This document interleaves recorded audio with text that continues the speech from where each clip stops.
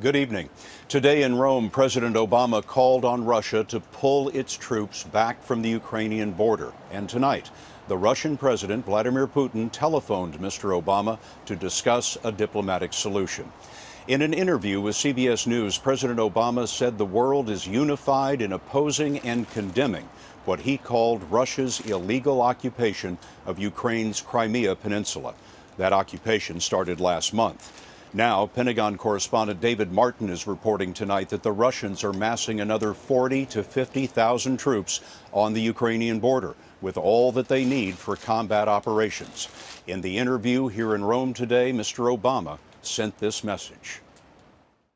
You've seen a range of troops massing along that border under the guise of military exercises, but these are not what Russia would normally be doing. It may simply be an effort to intimidate Ukraine, or it may be that they've got additional plans. In either case, what we need right now to resolve and de-escalate the situation would be for Russia to move back those troops and to begin negotiations directly with the Ukrainian government as well as the international community. What is Vladimir Putin after? If you take him at his word, then... Can you? Well, on this, I think he's been willing to show a deeply held grievance about what he considers to be the loss of the Soviet Union.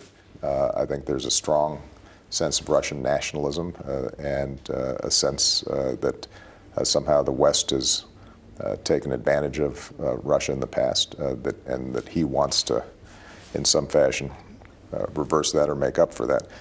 After the interview, Mr. Obama flew to Saudi Arabia for talks on the Syrian civil war.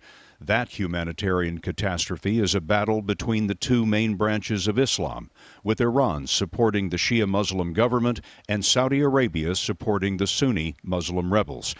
Saudi King Abdullah believes Mr. Obama has not done nearly enough for the rebel cause. Nearly 150,000 people have been killed. More than 2 million are refugees. To look at a country like Syria and see how it's been torn apart, to see the humanitarian crisis that's taking place, surely that is not consistent with any reasonable interpretation of what Islam is all about. To see children starving or murdered, to see families having to abandon their homes, that's contrary to, I think, any religious doctrine that sensible people would embrace. When you see those children starving and dying, as you put it, do you regret not applying U.S. force and not applying it early?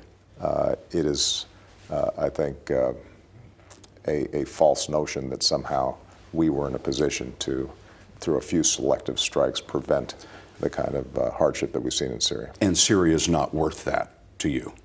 Well, it's not that it's not worth it. It's that after a decade of war, the United States has limits, and our troops who've been on these rotations and their families and the costs and the capacity to actually shape in a sustained way an outcome that was viable without us having a further commitment of perhaps another decade.